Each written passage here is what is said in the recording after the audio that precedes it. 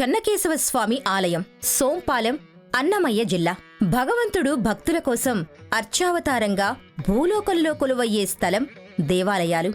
నాగరిక సమాజం అనేక దేవాలయాలను నిర్మించి అందులో భగవంతుని అర్చారూపాలను ప్రతిష్ఠించుకుంది. ఆలయాలు ఆధ్యాత్మిక కేంద్రాలుగా, కళాఖండాలుగా, సాంస్కృతిక కేంద్రాలుగా పనిచేస్తాయి. పురాతన కళలు, శిల్పకళ మరియు వాస్తు శిల్పాలకు నిలయాలుగా ఈ దేవాలయాలు ఉన్నాయి. అందుకు సాక్షిభూతంగా భారతదేశం నలుమూలలా అనేక దేవాలయాలను చూడవచ్చు.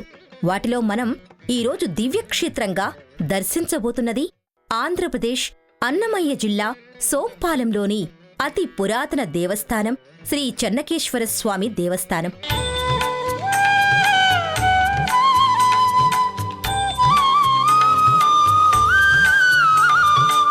ఈ చెన్నకేశ్వర స్వామి మందిరం ఆంధ్రప్రదేశ్లోని ఎంతో అందమైన ఆలయాలలో ఒకటిగా చెబుతారు. శ్రీ మహావిష్ణువు శ్రీ లక్ష్మీ సమేతంగా ఆవిర్భవించిన అతి పురాతన దివ్యక్షేత్రం ఇది. ఈ నల్లని రాళ్లలో ఏ కన్నులు దాగెనో, ఈ బండల మాటున ఏ గుండెలు మ్రోగెనో అంటాడు ఓ సినీ కవి.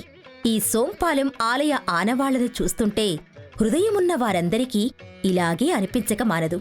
ఒకనాడు జగజ్జేయమానంగా వెలుగొందిన దేవాలయం ఇది. ఈ కవితా పదాలు ఈ చెన్నకేశవస్వామి ఆలయం శిల్పులైన జక్కన్న, డక్కన్న, మారన్నలలో శిల్పాచార్యుడైన అమరశిల్పి జక్కన్న గురించి తీసిన సినిమా కోసం డాక్టర్ సి. నారాయణ రెడ్డి కలం నుంచి జాలువారిన పంక్తులు. ఓ రాళ్లగుట్టనో పెద్ద పెద్ద రాళ్ల దిబ్బను చూడండి. ఈ ఆలయ రూపంలో నిలుచున్న ఈ రాతి సమూహాన్ని చూడండి. తమ తమ ఆకారాలను కోల్పోయినా ఎంతో చారిత్రక నేపథ్యాన్ని, మరెంతో పౌరాణిక మహిమానిత్వాన్ని ఒంటినిండా నింపుకున్న ధీర గంభీర చరితల్లా కానవస్తాయి. రూపుమాసిపోతున్న చెరగని చరిత్రకు సజీవ సాక్ష్యాల్లా ఈ సోంపాల్యం భారతదేశ సాంస్కృతిక చిహ్నంలా ఇంకా ఇంకా నిలబడే ఉంది. ఒకనాటి జ్వాజ్వల్యమానమైన దివ్యక్షేత్రం ఇది అని ఘోషిస్తూ శ్రీ చెన్నకేశవస్వామి ఆలయం మనందరి కనులవాకిట సాక్షాత్కారమై వెలుగొందుతుంది.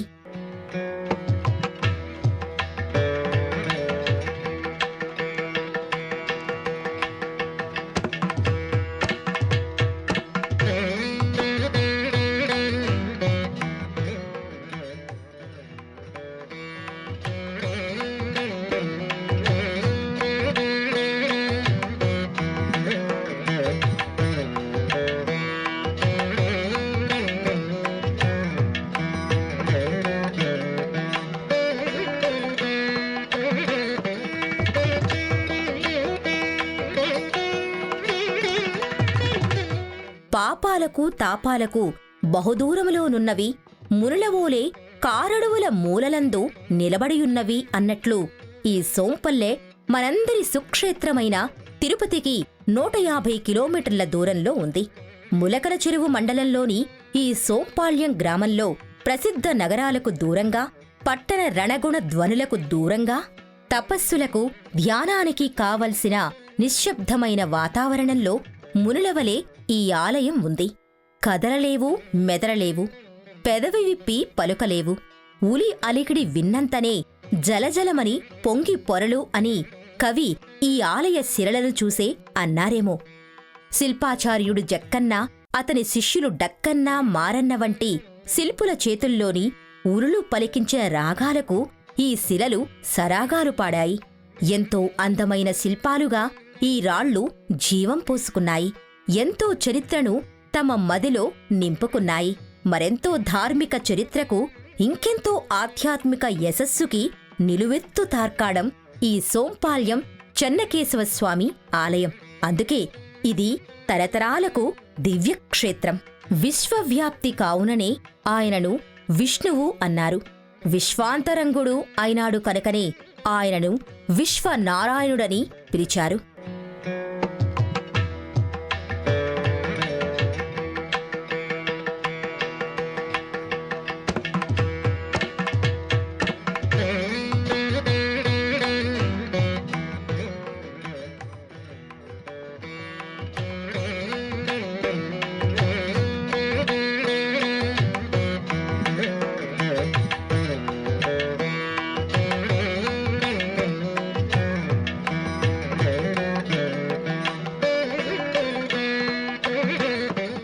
అఖిలాండకోటి బ్రహ్మాండ నాయకుడు కదా. అందుకే ఈ మహానుభావుణ్ణి అనంత పద్మనాభ వైకుంఠ నివాస అని కొలిచారు. శ్రీమహావిష్ణువు కేశి అనే రాక్షసుణ్ణి సంహరించి కేశవుడయ్యాడు. సుందరమైన కేశములు కలిగినవాడు కావున కేశవ అనే నామం ఆయనకే సరైందని ఆధ్యాత్మికవేత్తలు వర్ణించారు. అటువంటి కేశవస్వామి ఒకనాటి చిత్తూరు జిల్లా, నేటి అన్నమయ్య జిల్లాలో సోంపాల్యం క్షేత్రంలో నెలకొని ఉన్నాడు. శ్రీహరి నామాలలో కేశవ, నారాయణ, అచ్యుత, మాధవ, మధుసూదన అంటూ ఇలా ఎన్నో నామాలు పేర్కొంటారు. ఏ పేరుతో పిలిచినా పలుకుతానన్న శ్రీహరి ఈ క్షేత్రంలో చెన్నకేశవస్వామి అనే నామంతో నెలకొని ఉన్నాడు. ప్రకృతి కాంత ఆకుపచ్చని చీర ధరించిందా అన్నంత పచ్చదనంతో అలరారే పరిసరాల మధ్య ఈ ఆలయం ఉంది. ఆనాడే కాదు, ఇప్పటికీ భక్తులకు ఆధ్యాత్మిక ఆనందాన్నిస్తోంది. ఇక్కడి పురావస్తు శాఖ వారు ఏర్పాటు చేసిన వివరాల ప్రకారం 16వ శతాబ్దపు మలిచోడుల కాలంలో ఈ గుడి నిర్మాణం ఆరంభమైంది.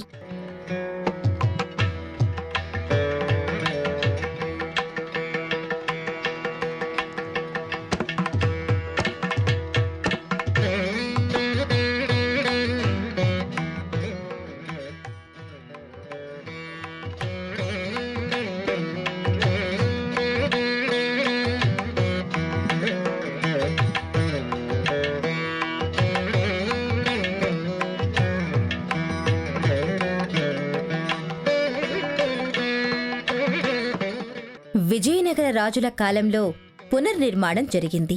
వీళ్లంతా తమ తమ సామ్రాజ్యాలు నిర్మించుకుంటూనే, తమ తమ పరిపాలనలు చేస్తూనే అమోఘమైన ఆలయాలను నిర్మించారు.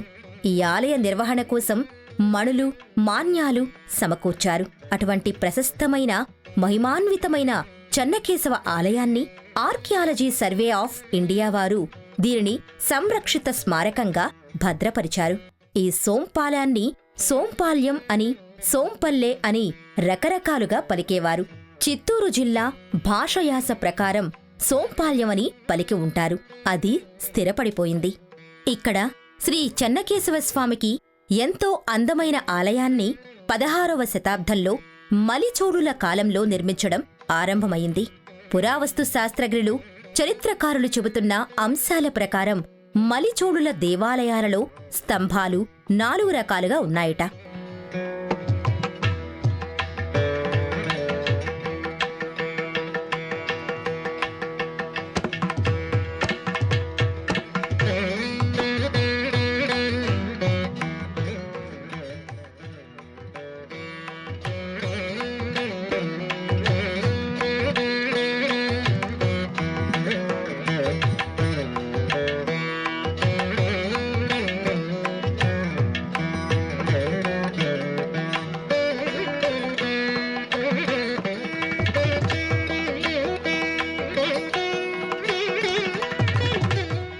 పల్లవుల కాలం నాటి సింహస్తంభాలు, 5 సమాన చతురస్రాకార విభాగాలు, వాటి ముఖ భాగాలపై దేవతా శిల్పాలు, 3 ఘన చతురస్ర విభాగాలు కల అష్టముఖ విభాగాలు, ఉపస్తంభాలు గల స్తంభాలు అనే 4 రకాలని చెప్పారు. ఆ 4 రకాల స్తంభాకృతులు, వాటిపై సింహ, వ్యాళ జంతు ప్రతిమలు, నృత్యాంగనల ప్రతిమలు అన్నీ ఈ సోంపాల్యం చెన్నకేశవస్వామి ఆలయ నిర్మాణంలో చూడవచ్చు. మలిదశ చోళ దేవాలయ వాస్తు శిల్పాలలో స్తంభాల పైభాగాన బోధి కష విధానంలో రూపొందించబడ్డాయట. అదే శిల్పరీతి, నిర్మాణ శైలి విజయనగర రాజుల కాలం నాటికి పుష్టఖితిక అనే పేరుతో పరిపూర్ణ రూపాన్ని తీసుకున్నాయని వాస్తుశిల్ప శాస్త్రవేత్తలు చెబుతున్నారు. అదే విధి విధానాలలో శిల్ప పనితనం, వాస్తు విధానం ఈ సోంపాలెం ఆలయంలో కనబడుతున్నాయి. వీటి ఆధారంగా ఈ ఆలయం మలిచోడుల కాలంలో మొదలై విజయనగర రాజుల కాలంలో సంపూర్ణమైందని అర్థమవుతుంది. శ్రీకృష్ణదేవరాయల సోదరుడు అచ్యుత దేవ మహారాయలు, సదాశివరాయలు, వెంకటపతిరాయలు కాలంలో సైతం ఈ ఆలయం ఎంతో వైభవంగా సాగింది. కాకతీయులు కూడా ఈ గుడి అభివృద్ధికి సాయం చేశారు. 1336లో విజయనగర సామ్రాజ్య స్థాపనతో హరిహరరాయల హయాంలో పూర్తిగా విజయనగర రాజుల చేతిలోకి వచ్చింది. వారి కాలంలో పెనుగొండ ప్రాంత పరిధిలో ఉండేది. సోంపాలెం గుడి నిర్మాణం గురించి అనేక కథలు ప్రచారంలో ఉన్నాయి. కసినీనాయుడు, అన్నప్పనాయుడు అనే అన్నదమ్ములుండేవారట. వీరు ఈ ప్రాంతాన్ని పరిపాలించిన పాలెగాళ్లు.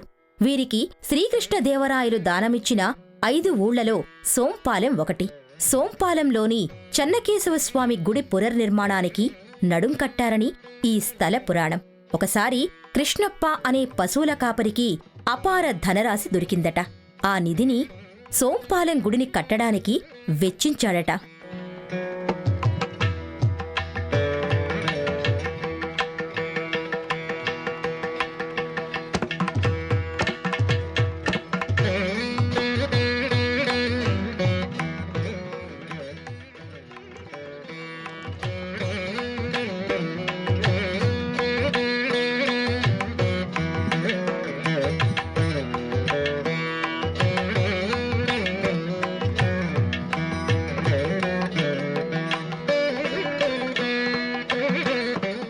స్థానిక కైఫియత్లలో కూడా ఈ గుడికి సంబంధించి పలు ఆసక్తికర విషయాలు పొందుపరచబడి ఉన్నాయని చెబుతారు. పెద్ద పెద్ద కొండలు, గుట్టలు, పర్వతాల మధ్య తూర్పు అభిముఖంగా ఈ సోంపాలెం చెన్నకేశవస్వామి దేవాలయం నిర్మితమైంది. ఈ దేవాలయం దక్షిణాది దేవాలయ వాస్తురీతిని అనుసరించి ద్రావిడ నాగర శైలిలో నిర్మితమైంది. గుడి నిర్మాణంలో గ్రానైట్ శిలలను, ఎర్రగా కాల్చిన ఇటుకలు, వాటిని అనుసంధానించడానికి సున్నం వాడారు. చోళుల శిల్పకళా రీతులకు విజయనగర శిల్పకళా సౌరభం తోడై అమోఘమైన ఆలయం నిర్మితమైంది. ఈ ఆలయం చుట్టూ పటిష్టమైన ప్రాకారం, లోపల 3 ప్రధాన ఆలయాలు, 9 ఉపాలయాలు నిర్మించారు. విజయనగర రాజుల ఆలయ నిర్మాణాలలో ఒక విశిష్టత ఏమంటే పెద్ద పెద్ద గోపురాలు నిర్మించడం. చాలా దూరం నుంచి చూసి ఇక్కడొక ఆలయం ఉందనిపించేలా ఈ గోపురాలను కట్టారు. చెన్నకేశవస్వామి ఆలయం ముందు ఎత్తైన గోపురంతో కూడిన ప్రవేశ ద్వారం ఉంది. ఎంతగా ధ్వంసమైన చెక్కుచెదరని గట్టిదనంతో ఇప్పటికీ మహారాజ గోపురంలా తీర్థయాత్రికులను ఆహ్వానిస్తూనే ఉంది. ఆలయంలో ఒకవైపు అప్పురపరిచే శిల్ప సౌందర్యంతో కూడిన కళ్యాణ మంటపం, బయట గుడి ప్రాకారాన్ని ఆనుకొని గొల్ల మండపం ఉంది. దానిని గొల్లదాని మండపం అని కూడా అంటారు. ఈ ఆలయంలోని మరో విశేషమేంటంటే అతిపెద్ద ఏకరాతి ధ్వజస్తంభం. ఈ నలుచదరపు రాతి ధ్వజస్తంభం 52 అడుగుల ఎత్తుగా మనకు కనబడే ఎత్తుతో ఉంది. భూమిలోపల మరో 30 అడుగులు మనకు కనబడిని పొడవు ఉంది. ఇంత ఎత్తైన ఏకరాతి ధ్వజస్తంభాన్ని ఇక్కడి వరకు ఎలా తెచ్చారు అనేది మన ఊహకే అందదు. నేటి ఆధునిక యంత్రాలు, క్రేన్లు వంటివేవీ లేని ఆ రోజుల్లో ఇంతటి భారీ ఏకశిలా రాతి ధ్వజస్తంభం తీసుకురావడం నిజంగా ఒక అద్భుతమే. ఈ ఎత్తైన ధ్వజస్తంభాన్ని ఎత్తి నిలబెట్టిన విధానం గురించి ఒక కథ ఇక్కడ జానపదులలో బహుళ ప్రచారంలో ఉంది. ఒక పతివ్రత అయిన స్త్రీ చేయి పడితేనే ఈ ధ్వజస్తంభం లేచి నిలబడుతుందని అన్నారట. ఒక గొల్లవాడు తన భార్య పతివ్రత అని ఆమెతో ఈ ధ్వజస్తంభాన్ని లేపి నిలబెడతానని అన్నాడట. అలా ఒక పతివ్రత చేయి పడగా లేచి ప్రతిష్ఠితమైన ధ్వజస్తంభం అని స్థానికులు చెప్పుకునే కథనం. అందుకే దీనిని పతివ్రత ఎత్తిన ధ్వజస్తంభం అని పేరు. గుడి ముంగిట అత్యంత ఎత్తైన ఏకశిలా రాతి ధ్వజస్తంభం గుడి ఔన్నత్యాన్ని, దిగ్ధంతాలకు చాటుతోందా అన్నంత సమున్నతంగా ఉంటుంది. ఈ ధ్వజస్తంభాన్ని దీపస్తంభం అని కూడా పిలిచేవారట.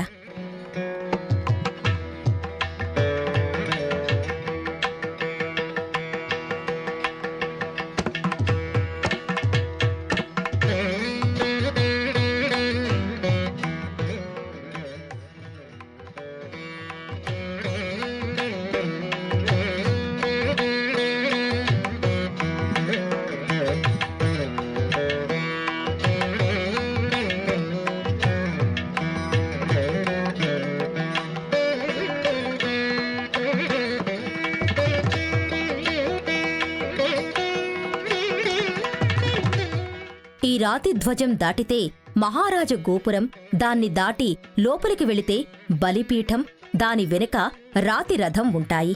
అంతరాలయ ప్రాంగణంలో ప్రధాన దైవానికి గర్భగృహం, దాని ముందు ముఖ మంటపం, అర్ధమంటపం, మహామంటపాలు నిర్మితమై ఉన్నాయి. ముఖమంటపంలో మరో అద్భుత నిర్మాణం నల్లరాతితో నిర్మించిన కళ్యాణ మంటపం. గర్భాలయం పైన చతురస్రాకార విమానం ద్విదళ రీతిలో కట్టారు. దానిపైన వృత్తాకార శిఖరం ఉంటుంది. ఆలయంపైన గోపురాలపైన ప్రాకార మంటపాలలోనూ అనేక మంది దేవతామూర్తులు శిల్పితమై ఉన్నారు. ముఖమంటపంలో ఉన్న రాతి రథం విజయనగర సామ్రాజ్య రాజధాని నగరం హంపీ నగరంలోని విఠలాలయంలో ఉన్న రాతి రథానికి నమూనా అని చెబుతారు. స్వామివారికి అభిముఖంగా ఉన్నటువంటి ఈ రాతి రథం అద్భుత శిల్ప కళా విన్యాసానికి నిదర్శనం. ఇరుసులతో కూడిన 4 చక్రాలు రథం కదులుతుందా అనిపిస్తుంది. నున్నటి నల్లరాతిపై చెక్కిన రథంపై మలిచిన శిల్పాలు మనల్ని ఆశ్చర్యానుభూతులకు లోను చేస్తాయి. రథం నలువైపులా విష్ణు స్వరూపాల్ని చెక్కారు. ఉత్తర దిక్కున గల నృసింహరూపం మరింత ఆకర్షణీయంగా ఉంటుంది. రాతిరథం ఉన్న మహామంటపం 3 వరుసల్లో 14 శిల్ప స్తంభాలపై నిలబడిందా అన్నట్లుంటాయి. విజయనగర శిల్ప శైలిలో కొట్టొచ్చినట్లు కనపడే వ్యాళ జంతువులను వివిధ భంగిమలలో ఈ స్తంభాలపై చెక్కారు. వ్యాళ జంతువు అనేది ఎక్కడా వాస్తురూపంలో లేదు. చూడటానికి సింహం వలె ఉంటుంది, కాని సింహం కాదు. ఏనుగు ఉన్నట్లు ఒక తొండ ఉంటుంది, కాని ఏనుగు పిల్ల కాదు. అలా విభిన్న జంతు ఆకృతుల కలయికతో ఉన్న ఈ వ్యాళ జంతువు దేవాలయ వాస్తు శిల్పంలోనే ఉండడం గమనించాల్సిన అంశం. అటువంటి వ్యాళ జంతువుపై అధిరోహించిన అశ్వకుడిలా ఒక వ్యక్తి ఉన్న శిల్పాకృతులు స్తంభాలపై ఏకరీతి శిల్పాలుగా మలచిన శిల్పుల పనితనానికి జోహార్లు పలకాలి. అనేక దేవతా ప్రతిమలను, మత ధార్మిక ప్రతీకలను స్తంభాలపై పొందుపరచడం ఒక విశేషం.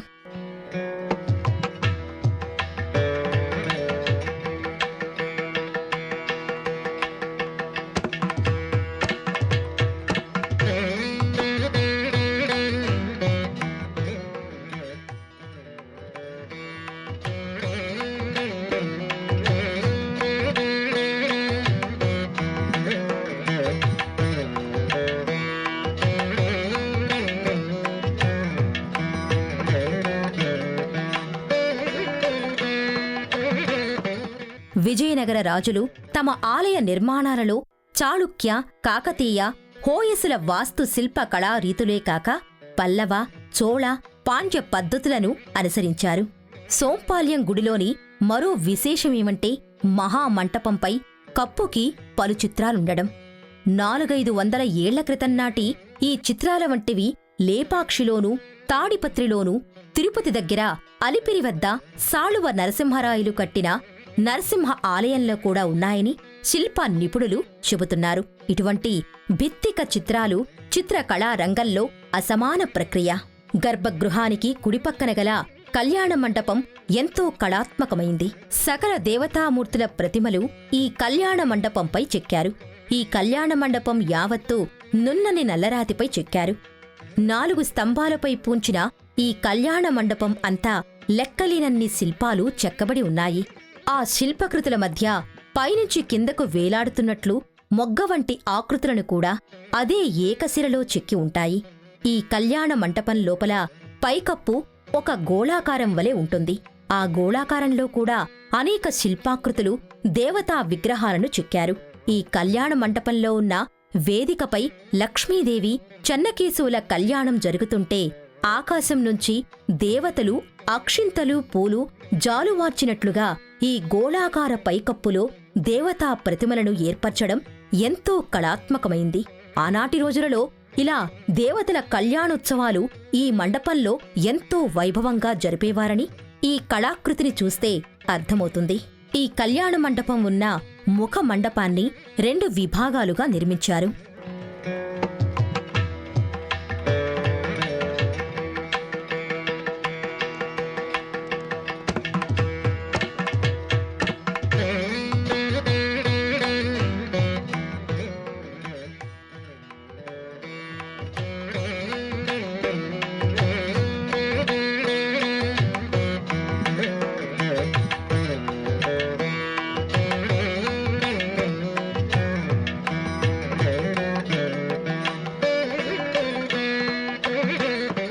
కళ్యాణ మండపానికి ముందు భాగాన 3 వరుసలలో 11 స్తంభాలు నిలబడి ఉంటాయి. దీని వెనుక మరో 12 స్తంభాలుంటాయి. వాటిపై ఎన్నో శిల్పాలు నిండి ఉంటాయి.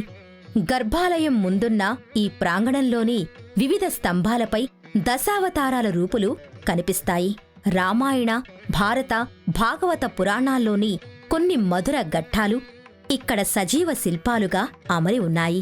ఈ శిల్పాలలో సమభంగ భంగిమలో అంజలి ఘటిస్తున్న దేవతామూర్తుల శిల్ప కళాకృతుల విగ్రహాలు నెలకొని ఉన్నాయి. నర్తకీమణుల శిల్పాలు చూపురులను ముగ్ధుల్ని చేస్తాయి. బేలూరులోని ఆలయంలో ఉన్న దర్పణ సుందరీ శిల్పం ఈ సోంపాల్యం గుడి బయట ప్రాకారంపై శిల్పితమై ఉంటుంది. కళ్యాణ మంటపంపై విమాన శిఖరం 2 అంతస్తులతో ఉంటుంది. ఆలయ అంతర్ప్రాకారాన్ని ఆనుకుని 9 ఉపాలయాలు ఉన్నాయి. తలలులేని విగ్రహాలుండడం ఒక విషాదం. ఈ ఆలయానికి బయటి ప్రాంగణంలో ఎత్తైన ధ్వజస్తంభం అనే మహాద్భుత కట్టడం ఉన్నట్లే మరో అద్భుత కట్టడం డోలోత్సవ మంటపం. డోలోత్సవ మండపం లేదా ఉయ్యాల మండపం అంటారు.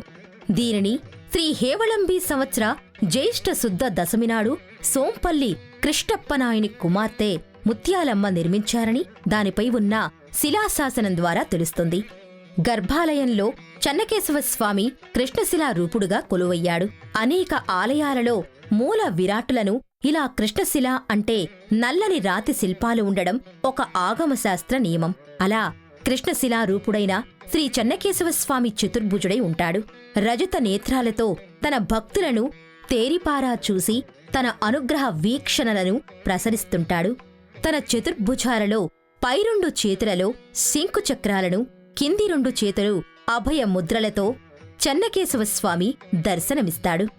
సోంపల్లె అన్నమయ్య జిల్లా ములకల చెరువు మండలంలోని గ్రామం. ఇది మండల కేంద్రమైన ములకల చెరువు నుండి 6 కిలోమీటర్ల దూరంలోనూ, సమీప పట్టణమైన మదనపల్లె నుండి 48 కిలోమీటర్ల దూరంలోనూ ఉంది. ములకల చెరువుల మీదుగా ఈ సోంపాలంకి రోడ్డు మార్గాన చేరుకోవచ్చు.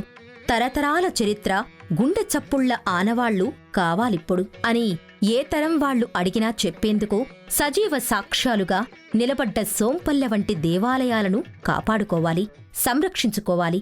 వీలైనంతగా పునరుద్ధరించి ఈ తరాలకు, రాబోయే తరాలకు హైందవ సంస్కృతి వారసత్వంగా చూపాలి. అందుకు సోంపాలెం చెన్నకేశవస్వామి ఆలయం వంటివి అజరామరమైన దివ్యక్షేత్రంగా నిలబడాలి.